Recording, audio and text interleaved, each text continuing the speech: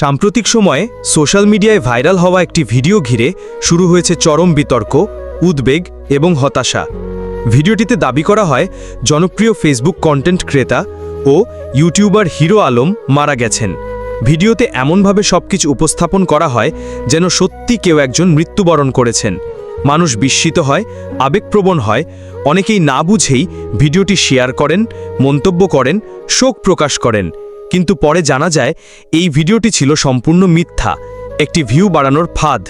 বাস্তবে হিরো আলম সুস্থ ও স্বাভাবিক আছেন, বরং তিনি একটি স্ক্রিপ্টেড ভিডিওতে নিজের মৃত্যুর অভিনয় করে সোশ্যাল মিডিয়ায় ছেড়ে দেন। উদ্দেশ্য মানুষের ইমোশন নিয়ে খেলা করে ভাইরাল হওয়া। আমরা বুঝি কন্টেন্ট তৈরি একটি প্রতিযোগিতার জায়গা হয়ে উঠেছে, যেখানে লাইক, শেয়ার আর সাবস্ক্রাইবই যেন মুখ্য। কিন্তু সেটা কি এতটাই যে জীবনের মতো পবিত্র বিষয় মৃত্যুকে নিয়ে ঠাট্টা করতে হবে? মৃত্যু কোনো বিনোদনের বিষয় নয়। মৃত্যুর ব্যথা, কান্না, শূন্যতা, এই অনুভূতিগুলো সেই মানুষগুলোই বোঝেন যারা হারিয়েছেন আপনজনকে।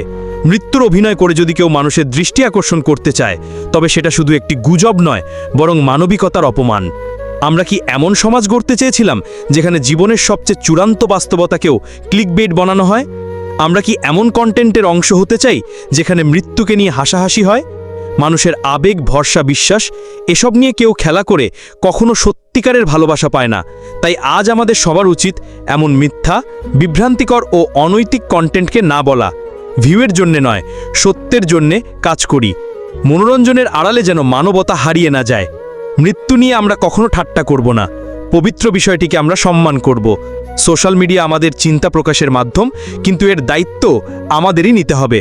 আসুন মানবতার পক্ষে দাঁড়াই, গুজব নয়, সত্যের পথে থাকি।